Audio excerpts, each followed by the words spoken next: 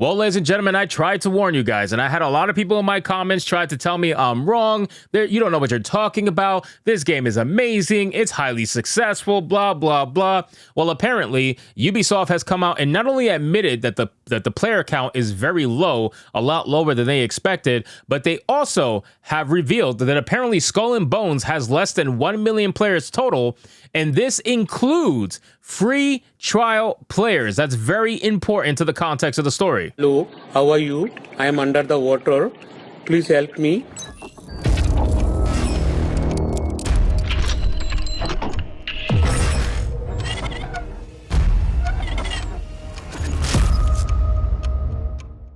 The fact that it has, I believe, 850 some odd thousand players, and we're going to get into it in this article, and a majority of that has to be free trial players for a video game that cost $200 million freaking dollars to make and took 11 years of inconsistent development. Yep, I'm going to toss this up to being a massive fail. So let's get into this article, guys, from Insider Gaming. But of course, before we do, if you are new here, just consider hitting that subscribe button. I would greatly appreciate it, and like the video to push this out into that YouTube algorithm. So it says Insider Gaming sources have revealed that Skull and Bones, which is dubbed as Ubisoft's first Quad A game by its CEO, has less than 1 million players total. And guys, stick around to towards the end of this video. We're gonna go over the comments on this particular article because, oh my God, the amount of cope that these Skull and Bones players are having is insane. It's actually quite hilarious. It says, speaking with sources, the game currently has 850,000 players total at the time of writing, which includes those who have opted to play the game with the 8-hour free trial provided by Ubisoft. At the moment, players are seemingly fairly engaged, with the average player playing anywhere between 3 and 4 hours a day. However, whether or not that will change once the free trial expires, or if it will convert players into full purchases, remain to be seen, and we won't likely get the data until the company's next earning call, which is around May of 2024. Now, one major factor in lower player numbers has been attributed to the decision to make the game fully priced at $70, a decision that's been criticized both publicly and internally, sources say. Now, there's been a lot of examples of people who work at Ubisoft or who have worked on this game and openly say that this should not have been a $70 game. This game should have been $40 at most, $39.99, because it is not a full product. It's just not. It's literally Black Flag missing 2/3 of the content and just focusing on naval combat, and they put it out as a full game, and you're going to have the shills eating it up. That's why so many people think this should have been a $30, $40 game at best. So it says, I think we all know this is a $30, $40 game at best, but it's not in our control to determine those things, said one employee who worked on the project. In a past report by Insider Gaming, where I dive deep into the internal tensions at the company, sources revealed that the game was forecasted to cost the company around $200 million in its decade-long development, a sum that the company doesn't expect to make back. The game's development saw thousands of developers working on the game across 11 different studios, which saw countless changes in creative direction and constant internal delays. I mean, again, the amount of mismanagement that Skull and Bones has experienced, I've talked about that in the videos. This game is extremely mismanaged. That is one of the main reasons why it's such a terrible game. It's not the concept of the game itself, it's the way it was managed, created, and delivered to the consumer that's the problem.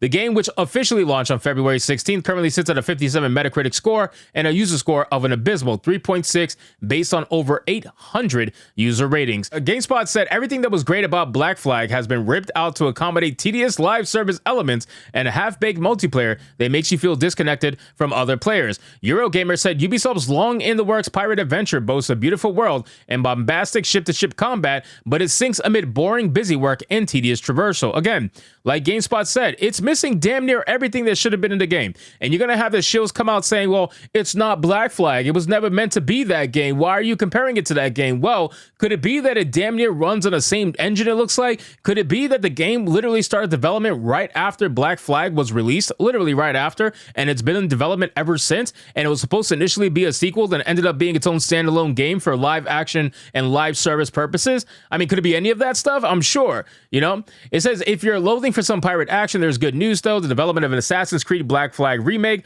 under the codename Obsidian is under development, which you guys already know about. Now, as promised, let's go into these comment sections because my goodness, the amount of copium being spread through these comments is hilarious. You have this person over here making a comment saying 850,000 players total is a lot. The game is officially out for 6 days. That's some really good numbers in my books. Playtime averages 4 hours a day, and you call it fairly engaged. I sense a little bias. Well, do you really?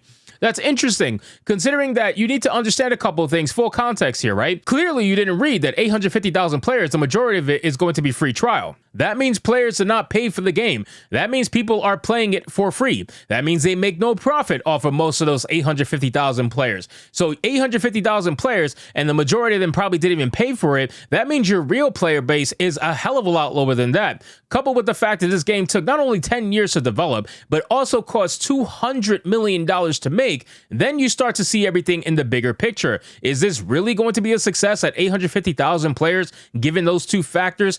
Absolutely not. This game is a massive fail. It says, how many of those people actually bought the game, though? I'm one of those people, and I would not be purchasing this game. It's way overpriced for what it is actually. Exactly. This is a free-to-play player right here commentating. Context is king. The game has been in development for 10 years and costs around $200 million to make. So no, 850 players is not good. Exactly. Can you go treasure hunting? Can you fight on someone else's ship? Can you detail repair? Can you trade rare goods with other players? Can you do anything in this game besides sail and fight while sailing? The game sucks. They know it. We all know it. Quad A game, my ass. Thank you, Roy. Roy over here speaking with some fucking sense as somebody who's played this game, apparently. Then it says, did you even read the article? It says it includes a free trial. How many of those people actually bought the game? Ubisoft is a publicly traded company, and 850,000 plus free trial is not going to look good on their shareholders. No, it's not. No, it's not. They can try to bolster these numbers as being positive, but we all know with actual context, it is not positive. There's no way you can say 850,000 players, the majority of which are probably free players, is positive for the financial outcome of a live service game. That's the thing. This is a live service game. It's meant to be standing the test of time. It's meant to gain money through microtransactions and the like and season passes and all that shit. It's meant to make money that way. And I guarantee you, once this free trial is up, this player base is going to massively dwindle. I mean, insane. It's going to lose hundreds of thousands of players guaranteed. I don't know if it's going to go in the low twos, but I think it will lose easily half of the players that it currently has right now, if not more.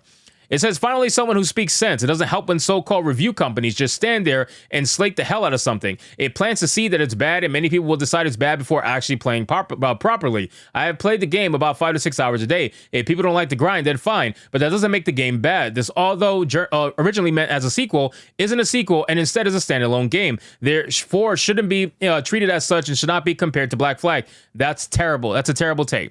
Absolutely terrible take. And here's the reason why. Number one, that grind that you're talking about, if a grind is really bad and not fun, if you just have a grind for a grind, then guess what? That can actually make a game bad. The fact that you say, oh, because it's grindy means doesn't make it a bad game. That might be true for some games, but it might not be true for this one. There are some games out there that are bad because they are inherently super grindy. Think about Diablo Immortal, for example, how unbelievably unfair the grind is for that game, trying to force you to pay money. And again, you can argue it's a free-to-play game, so that's different, right? You don't have to have any investment in that game, so it's not the same. This game is a $70 full-price game.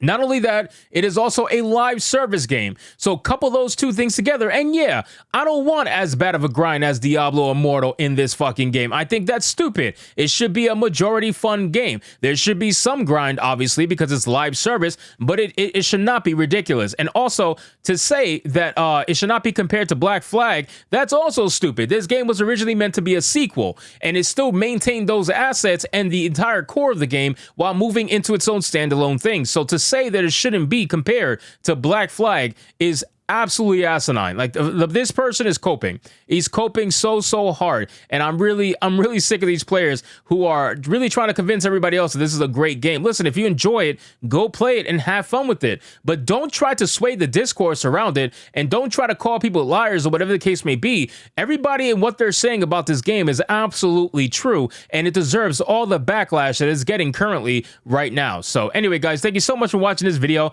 I hope you did enjoy it. If you did, consider leaving me a subscribe. I would greatly appreciate it. Don't forget to like the video, comment, let me know what you thought, and I'll see you guys on the next one. Hypnotic out. I'm stupid, you're smart.